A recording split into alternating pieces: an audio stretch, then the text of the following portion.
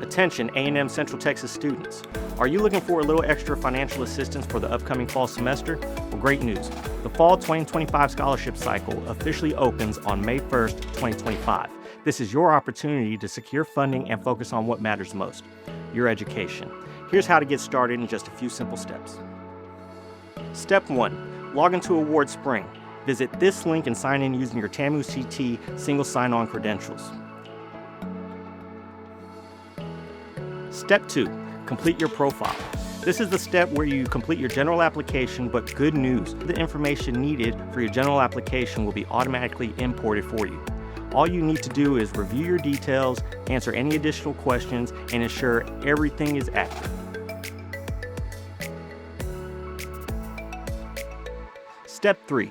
Upload required documents. Some scholarships may require extra materials such as essays, recommendation letters, or resumes.